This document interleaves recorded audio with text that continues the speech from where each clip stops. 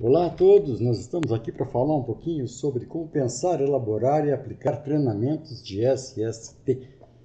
Eu espero que essa informação seja útil, né? Nosso canal no YouTube ele tem o objetivo de melhorar certas coisas em nossa área para que a gente possa, por fim, ter uma segurança e saúde do trabalho melhor para todos.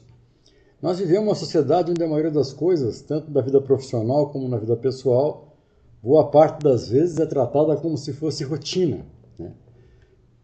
Essa forma de agir faz que a gente transforme oportunidades em meras formalidades ou simples obrigações. Então, exemplos disso são famílias passeando, as relações amorosas, momentos de oração, reuniões, inspeções e também treinamentos. Tudo isso, quando tratado como formalidade, perde a graça, perde a vida, perde a razão de ser. Então é importante que a gente, antes de qualquer coisa, pense de uma forma mais prática, né, em relação aos treinamentos. Pensemos a forma como, em meio a tantas e todas formalidades e obrigações, ainda enxergamos que de fato é um treinamento, quais são as suas finalidades e outras coisas mais, que se não forem revistas podem nos levar à mesmice e, por consequência, à ineficiência e à ineficácia. Afinal de contas, o que é um treinamento? Então, se você procurar por aí, você vai achar um monte de definições, né? A primeira delas, a aquisição sistemática de atitudes, conceitos, conhecimentos, regras ou habilidades, que resulta em melhoria de desempenho no trabalho. Definição de Goldstein, de 1991. A segunda, um processo de aprendizado que auxilia o profissional a atingir a eficiência exigida no seu trabalho, presente e futuro, mediante o desenvolvimento de hábitos apropriados de pensamento, ações, atitudes, comportamentos, conhecimentos e técnicas.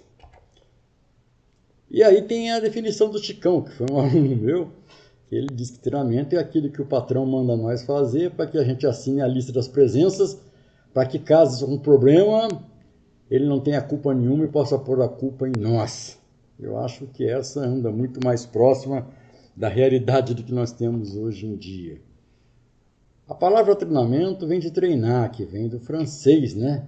Trainer, puxar, arrastar. Do latim traginário, deve ser assim que se lê, ligado a trazer, de puxar, derivado de tractus, participo passado de puxar e arrastar. Portanto, treinar é mudar de um lugar para o outro. Eu diria que, no sentido prático, treinar é movimentar, tirar de um lugar ou de um conhecimento e levar adiante ou para outro. Então, para mim, treinar é transformar o pensar e o agir. Existe uma diferença interessante, né? Muita gente fala sobre palestra, treinamento, curso, congresso. Basicamente, essas três figuras principais, a palestra é uma exposição oral de curta duração, com o objetivo de informar e motivar.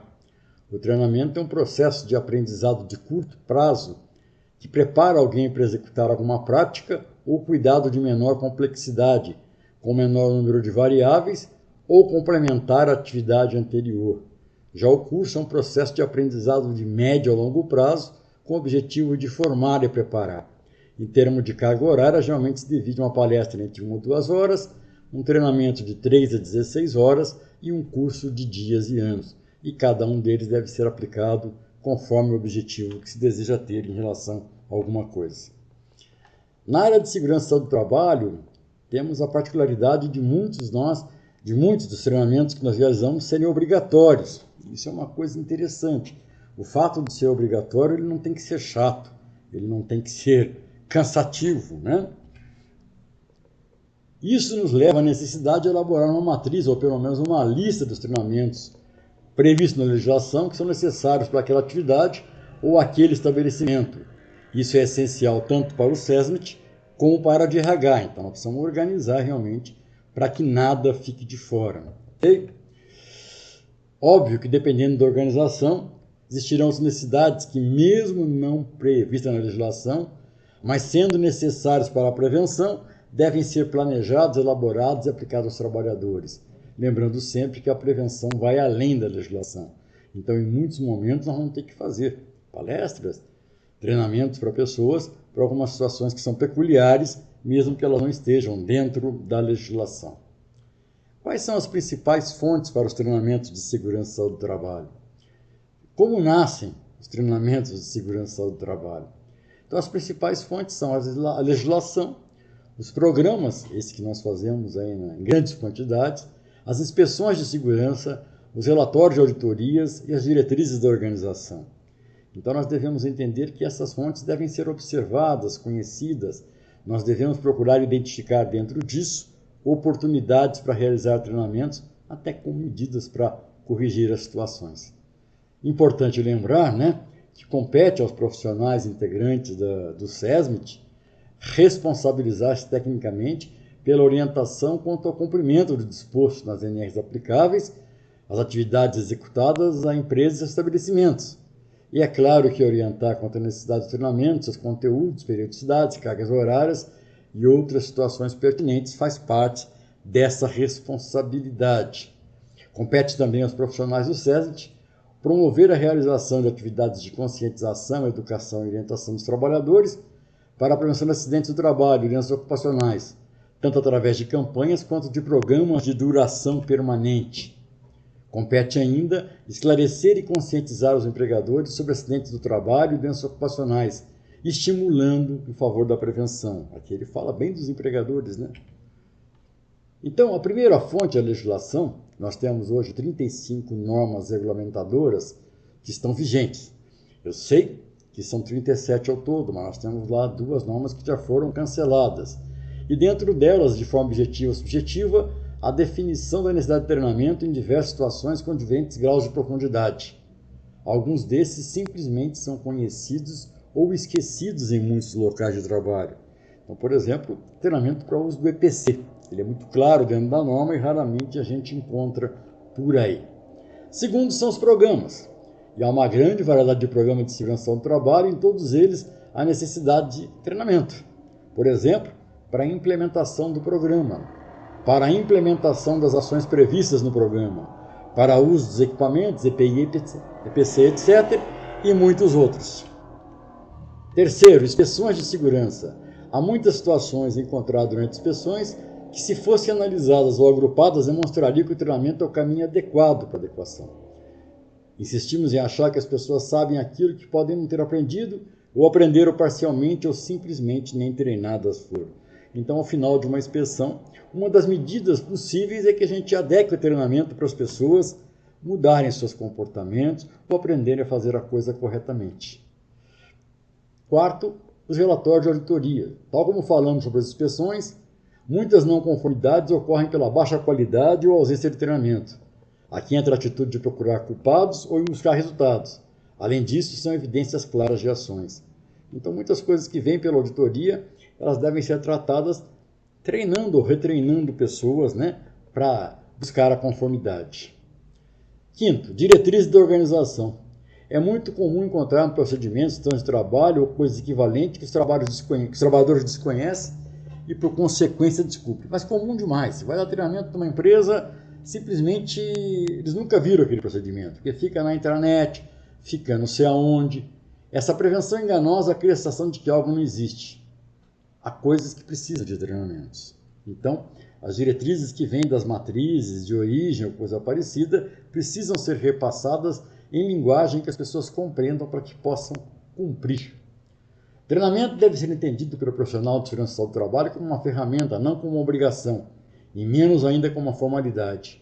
Sem essa forma de pensar, estaremos apenas jogando tempo e dinheiro fora, e vamos cooperar para a ideia de que se fazer a prevenção é algo impossível.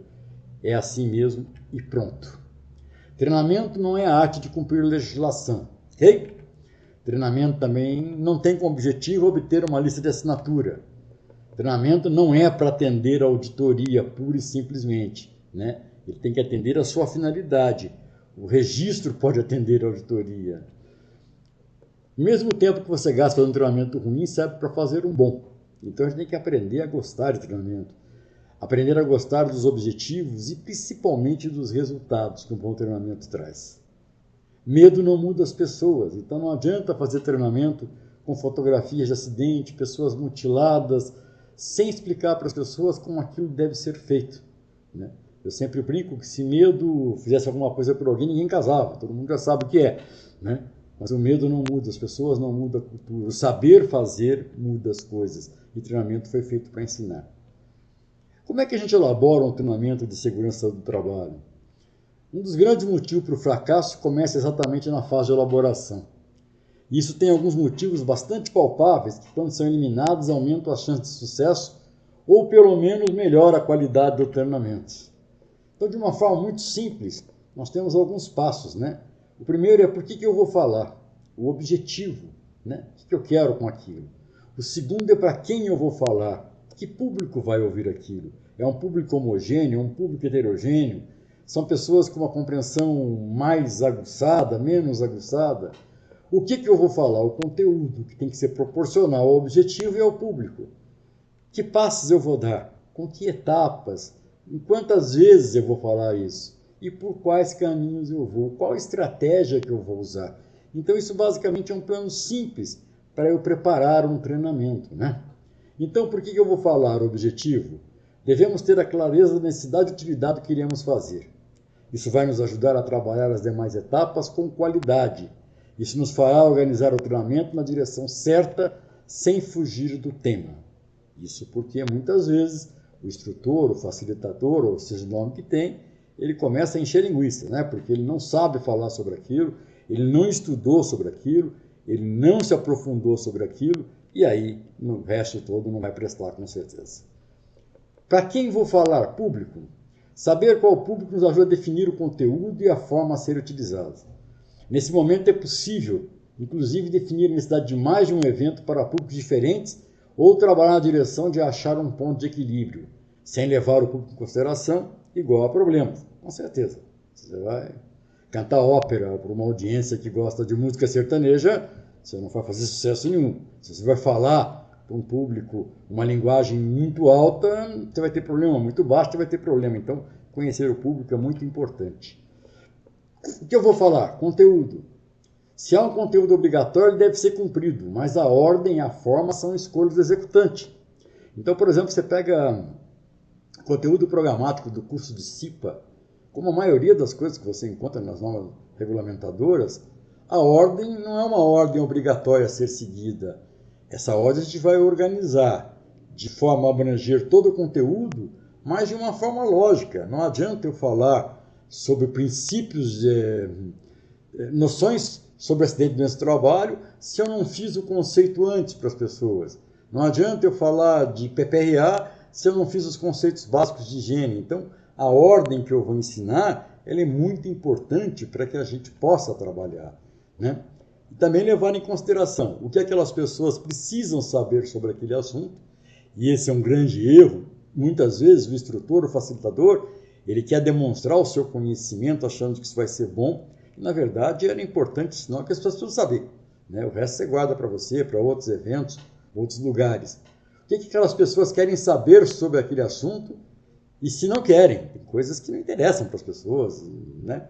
O que as pessoas conseguem entender sobre aquele assunto, o que você sabe e não sabe sobre aquele assunto para você complementar. Então, se você vai pisar no terreno do treinamento, procure saber o que você vai fazer. Procure entender que perguntas virão, questões virão, que você pode perder a sua plateia por uma questão mal resolvida. Passos que vou dar, etapas. A forma como o treinamento é dividido é essencial para o sucesso e isso não pode ser feito sem sensibilidade. Tendo em mão o conteúdo, nós temos que pensar, né? A forma de transmitir, levando em conta o momento, mas também o todo, fugindo da monotonia. Então, a abertura, geralmente, o objetivo, a gente explica para as pessoas por que nós estamos ali. Na abertura, a gente faz uma saudação cordial, mas não é um pedido de namoro, né? É uma saudação educada, interessante, agradável. Faça a sua apresentação, e aqui eu vejo muitos erros em treinamento, porque as pessoas passam ali 5, 6, 7 lâminas sobre a sua formação. Quanto maior expectativa você criar, você vai trazer problemas para você, porque as pessoas vão esperar muito. Então é melhor ser um pouco mais humilde na apresentação e deixar que o seu trabalho mostre depois. Nossa, né, a pessoa é interessante. A introdução, onde você nivela conhecimentos, e aí você traz os temas, né, divididos em partes lógicas, consequências lógicas, faz um fechamento entre um tema e o outro e chega ao encerramento, né? Um caminho a ser percorrido entre o início e a chegada do objetivo, está por aí, né? Por quais caminhos? Qual a estratégia, né?